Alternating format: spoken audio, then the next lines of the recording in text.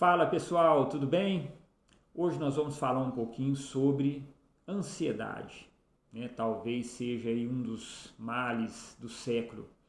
Por que o dentista ele não pode conhecer e não pode atuar em pacientes que sofrem de transtornos psíquicos?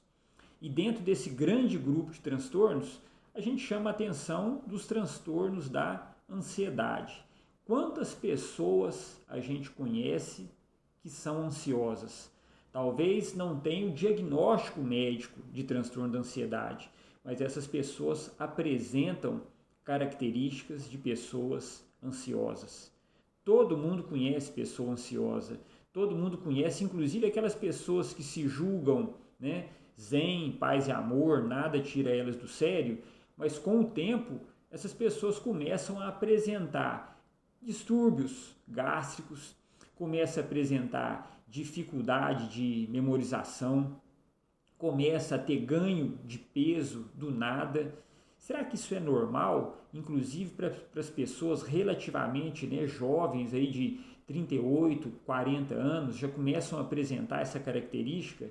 O que será que está acontecendo com o corpo dessas pessoas? O corpo está querendo nos avisar alguma coisa. E a gente precisa ficar atento, porque diariamente a gente encontra pessoas que sofrem com esse grande mal que é a ansiedade. E aí eu vou citar aqui 3 pontos importantes, e o último deles eu julgo que seja o mais importante, porque acaba fechando aí esse ciclo, né? Acaba juntando todas as informações que a gente vai falar aí. Então, o primeiro ponto que a gente tem que pensar é que toda pessoa ansiosa, ela dorme mal. E as pessoas que dormem mal, elas começam a apresentar, por exemplo, problemas hormonais, dificuldades, né? O corpo começa a ter dificuldade de produzir alguns hormônios. Quando eu falo, né, só abrindo um parênteses aqui, quando eu falo dormir mal, eu não estou falando de dormir pouco.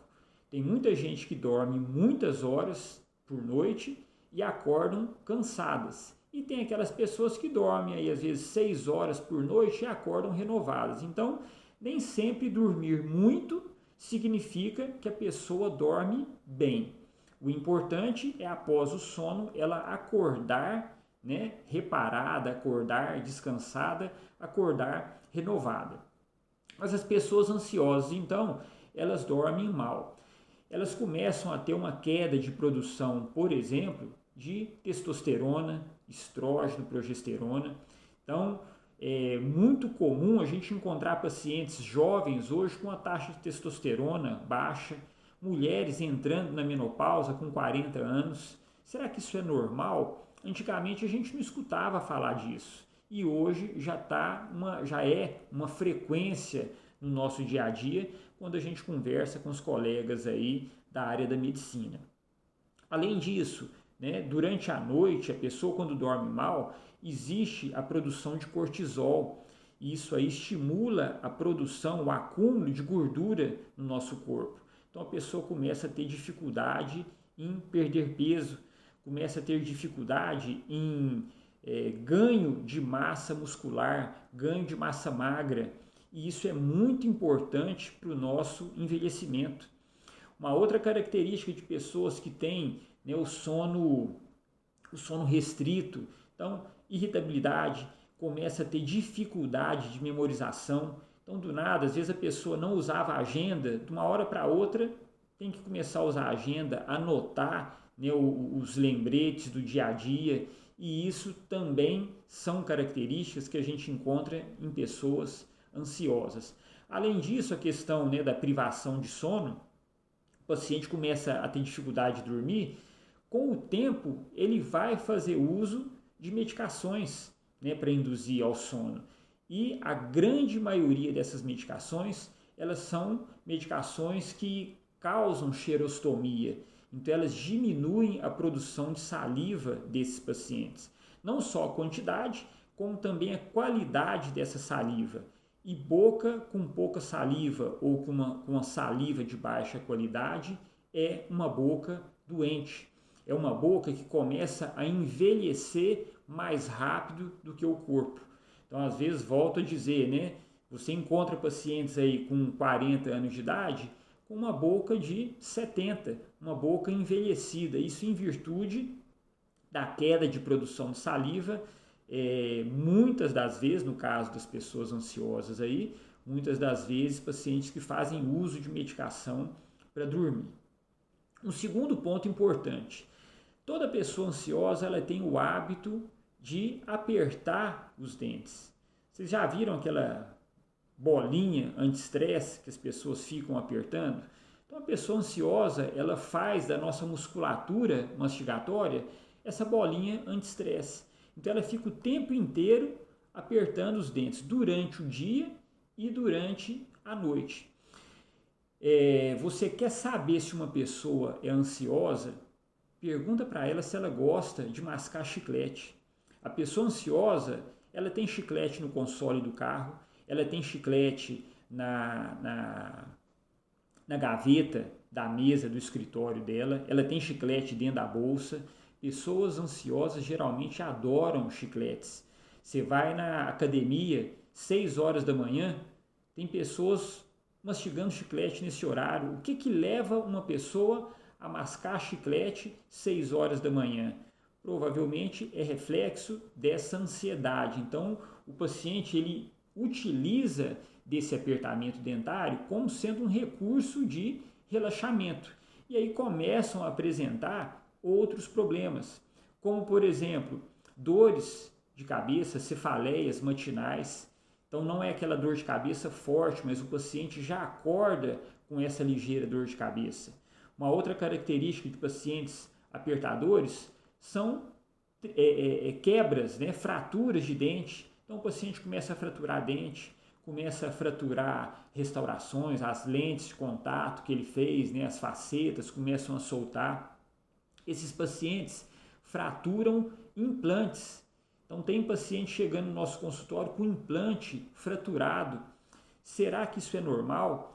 Trincas de esmalte. Então muitos pacientes sofrem de sensibilidade terrível, às vezes não conseguem ficar dentro de uma sala com ar condicionado, tamanha é a sua sensibilidade, e aí você visualiza no dente dele algumas trincas de esmalte. Então tudo isso é reflexo de pacientes apertadores dentários. E isso aí pode ser em virtude do grau de ansiedade que essa pessoa apresente. E o terceiro ponto que eu acho muito importante também é que as pessoas ansiosas elas começam a desenvolver problemas gástricos. Fisiologicamente, no nosso funcionamento, né, no funcionamento do nosso corpo, a gente imagina o seguinte: toda vez que a gente coloca um alimento na boca e começa a mastigar, o nosso cérebro, né, quando ele percebe que os dentes estão sendo apertados um contra os outros e tem um alimento na boca, o nosso cérebro ele entende que tem alimento. Então ele vai lá no nosso estômago e pede para o estômago começar a produzir o suco gástrico, que é a substância que é produzida naquela região ali, justamente para digerir, para dissolver o alimento que a gente ingere. Então o cérebro vai lá no estômago e pede: estômago, produz o suco gástrico que tem alimento lá em cima. Então ele começa a produzir o suco gástrico, à medida que você vai mastigando e deglute, que engole esse alimento chega no estômago e começa a ser feito então o processo de digestão. Agora, isso é fisiológico, isso acontece no nosso corpo. Agora imagina uma pessoa que é ansiosa e sofre de apertamento dentário. Então ela fica o dia inteiro apertando os dentes. O que o cérebro vai imaginar? Que essa pessoa está alimentando. Então o cérebro vai lá no estômago e fala: estômago, produz suco gástrico. Só que o estômago fica naquela, né, expectativa, esperando o alimento, produzindo suco gástrico, e não vai chegar alimento, porque o paciente está apenas, né, a pessoa está apenas apertando os dentes. Então o estômago ele é enganado, continua produzindo suco gástrico, e o suco gástrico, sem a presença do alimento, pode sim começar a causar alguns tipos de problemas gástricos, como, por exemplo, inicialmente uma gastrite. E aí a gente pode pensar o seguinte: e a pessoa dormindo? Quando a pessoa dorme, a pessoa ansiosa, ela continua apertando os dentes durante a noite. E aí ainda é pior, porque durante a noite, como a pessoa está deitada, o estômago está no mesmo nível da boca.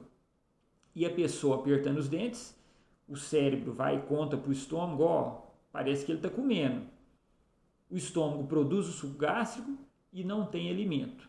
Só que o estômago, estando no mesmo nível da boca, a gente tem uma válvula, né, um anel muscular na entrada do estômago. Se esse anelzinho muscular não estiver fechando direito, esse suco gástrico ele volta para a boca. É o que a gente chama de refluxo gastroesofágico. E a pessoa ansiosa já dorme mal, já está tomando medicação para diminuir, né, a ansiedade, para melhorar o sono dela. Aquela medicação que eu citei anteriormente, que diminui a produção de saliva, então essa pessoa já está com a boca mais seca e esse suco gástrico voltando para a boca, imagina o estrago que isso aí não faz na nossa cavidade oral, né? Se existe duas coisas que estão presentes no suco gástrico e que são terríveis para os dentes, mais especificamente para o esmalte dentário, é o ácido clorídrico, que é um ácido extremamente forte, e o pepsinogênio, que é uma enzima que digere proteína, e ele também vai degradando o colágeno presente na dentina do nosso dente. Então é muito importante a gente ficar atento a essas pessoas ansiosas. A gente consegue perceber isso clinicamente, olhando para a boca, né, desses pacientes, o envelhecimento dessa boca de maneira precoce, e além de outras características também que, conversando um pouquinho mais, fazendo uma boa anamnese, a gente consegue tirar essas informações dos nossos pacientes e, o mais importante, mudar as nossas condutas e melhorar o prognóstico do nosso tratamento com esses pacientes. Gostou desse vídeo? Deixe seu like, um forte abraço a todos.